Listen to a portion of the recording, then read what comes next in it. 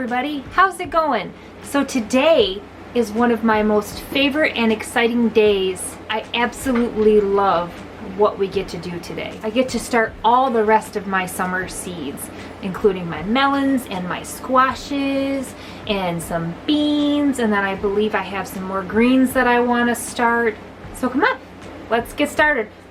At the beginning of this episode, I showed you how I like to start my seed starting mix. I add Pro Mix, Perlite, Vermiculite, and then I add really hot water. I can't really get my water to a boil down here. The reason why you want to make sure that you're using really hot water is because it will kill all of your fungus gnat eggs. And even though I will be planting these outside in 2 to 3 weeks, you still don't want to have a fungus gnat problem because they start like this and it gets really bad very quick, and it's easier to prevent it than it is to treat it. I went ahead and pre-filled all of my containers with the prepared dirt. In these 8 packet, I am going to plant some pole beans, and I have some Blue Lake pole beans from M.I. Gardner, and I'm going to do 2 containers of these. Actually, now that I'm thinking about it, these seeds are ones that I had kept off of my whole bean plant from last year when I harvested the seeds at the end of the season. With these, I'm just going to put a little hole in the dirt, one in each. Last year, I tried the Kentucky Wonder pole bean. I wasn't a big fan of it. I prefer these Blue Lake pole beans. They're definitely my fave. And in the other 8 pack, I am going to do some red noodle bean. First time ever growing these this year. Excited. Here's the seeds. And I don't know how these germinate, so I'm probably going to put 2 in each one since I'm only doing 8 of them. I'm excited to try these this year. And for the 6 pack, I am going to do some red Malabar spinach, which this is the first year for these as well. And I'm going to go ahead and just plant all of these seeds. I only got, I don't know, 10 seeds in the pack. I'm going to plant these on the back side of my trellis outside. We've got all those ready to go. So I'm going to take some dirt and just sprinkle some dirt on the top. Now, the red noodle beans, I'm not sure on those because I had never grown them before, and I'm not sure on the Malabar spinach. But I know with the pole beans, the Blue Lake pole beans, it's exactly 2 weeks for them to sprout and be ready for you to put them outside. Even though my soil is still wet, I still like to give these a spritz on the top. You don't ever want to pour water on top because that risks you moving the seed around. So that's why I just spray. I'm just gonna take my markers and put them right where they need to go. Now we're gonna take them and put them in the tent.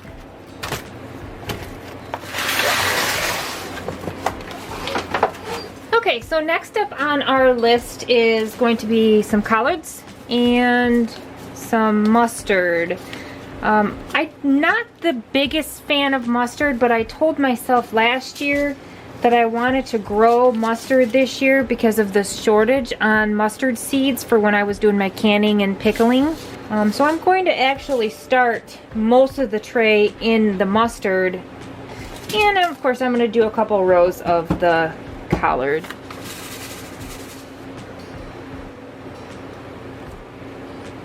Now on to the mustard. If you have any good recipe ideas, I don't really have a lot of cooking experience with them. So if you have any ideas on some recipes or how to cook them or anything that you add to them, that'd be great because I'm always open to learning new recipes and eating new foods. I found that when I started gardening, it really opened my eyes up to a lot of new foods that are out there that you can't normally find in your grocery stores, or or different varieties. Like, yeah, you can go and get the greenhouse cucumber or the greenhouse tomato, but you don't really find, you know, different varieties. If there's a recipe out there that, you know, on a YouTube video, I'd love for you to tag it so I could go and watch it. I'm just gonna sprinkle the dirt on here as well. Okay, let's get this in the tent. Now on to the fun stuff. I have some delicata squash, some acorn squash, and these are seeds that I had harvested out of one that I bought at a farmer's market, and some spaghetti squash, butternut squash. I have a bush zucchini variety, and then a early prolific straight neck squash. I already started my scallop squash. When you're starting your squash, your melons, you want to use a bigger container. You want to try to disturb the roots as little as possible. And you want to start them in a bigger container because you don't want to have to upplant them and they grow quicker. I will actually add a little bit of earthworms casting to this seed starting mix for these. I'm going to take my plastic cups and write on them the different varieties. Probably going to plant 3 of each. I'll probably put more out there in containers, but for the in-ground area, I think I'm just going to do 3 of these. Okay, so I only filled these half full. I'm going to put a little bit of earthworm casting in here, just to help give it a little bit of food. Now keep in mind that with squash plants, you don't necessarily need to start them ahead of time. I just like to. I'll start more throughout the season too, to try to keep a constant harvest. But starting them a little earlier makes it so you can just get some earlier. I'm gonna give them a nice bed that they can lay on. All right, first up is some acorn squash. And then we've got the delicata squash. Alright, some spaghetti squash.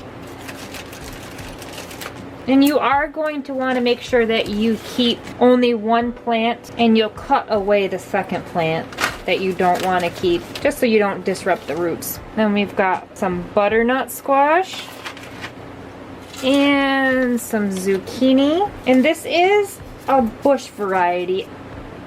And last but not least is my summer squash. Now I'm just gonna top these off with some dirt. Give them a good spritz. And in the tent these go. To give you an example of why you need to make sure that you use bigger containers when starting any type of squash or melon or anything that gets bigger. I started these scallop squash is probably like 2 weeks ago. You see how big they get? You can't put this in a tiny little container. Okay, next up on our list is pumpkins. And what I am growing this year is just a regular jack-o'-lantern pumpkin, some sugar pie pumpkins, and some jack-be-little pumpkins. I'm going to get everything prepped and ready. Once again, you don't have to start your pumpkins ahead of time. I choose to. I feel like germination is better when you start your seeds versus just putting them outside. Hi there, Ant. Where did you come from? Run, little ant, run. Probably a little early on starting pumpkins, but that's okay. First up is the Jack-be-little pumpkins. These are the tiny little pumpkins that you see. More for decoration than anything. For that is the jack-o'-lanterns. This is just your carving pumpkin. And the last is the New England sugar pie pumpkin, which these are the pumpkins that you use to make pumpkin pie. I tell you, last year was my first year growing sugar pie pumpkins, and I was really happy with it. Pumpkin pie is kind of my thing for Thanksgiving, and I had always made it from canned pumpkin, and I figured, you know what? I'm gonna try it. I'm gonna grow some and I'm gonna make my own sugar pie pumpkins and make my pumpkin pies out of that, and I was really happy with it. I mean, yeah, it's a little bit more work, but you know, for Thanksgiving, we already have it programmed in our heads to kind of do a lot of work for Thanksgiving, so it really wasn't that big of a difference. I also made homemade sweetened condensed milk for the pumpkin pies, and it was absolutely amazing. It had a delicious caramelized taste to it. Very, very good. So I almost completely forgot that I wanted to start some sunflowers too, so I think I'm going to include them in the rest of this trip. I've got some Autumn Beauty sunflowers and some Mammoth sunflowers. I'm pretty sure these are the seeds that I had harvested from my sunflowers from last year.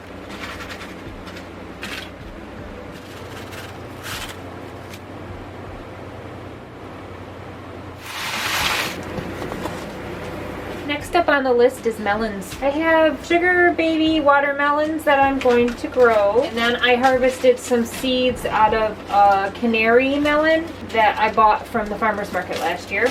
And then I have some smaller type that I'm going to put on trellises. Minnesota midget cantaloupe. This is really, really good if you don't have a lot of room. They're delicious. They only get about this big. They're not very heavy. They're an excellent one-person melon.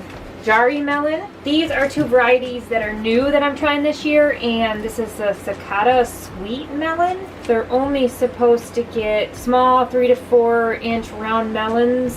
Very sweet, crisp, and crunchy. They have edible skins, so I'm excited to try this variety. And then a mango melon vine peach. Alright, first up is the mango melon vine peach. Second is the cicada. Third is the kajari. Then we got the Minnesota midget cantaloupe. Sugar baby. And then we have the canary melon. Alright. Okay, the last thing on our list is cucumbers. Okay, so for a pickling variety, I've got the Boston pickling cucumber and the National pickling cucumber. And then I will be doing cucamelons, of course. I put them on my trellis out there. And then the Armenian yard-long cucumber I'm going to try for the first time this year, as well as the Marketmore cucumber. I really haven't found my favorite cucumber yet that I like to grow. I'm hoping the Marketmores will do it for me this year, but leave a comment below on your favorite type of cucumber. Kind of help me out. Maybe I'll try it next year. Let's get everything prepped and ready to go. First up is the cucamelons. These are a fun little garden snack. You really don't need a lot of these plants to get a lot of cucamelons. We've got the Boston pickling. I really don't feel like there's much of a difference between the National pickling and the Boston pickling. I feel like they're both the same, and I just bought the seeds, so I'm pretty much just using the seeds up. Here is the Armenian yarn-long cucumber.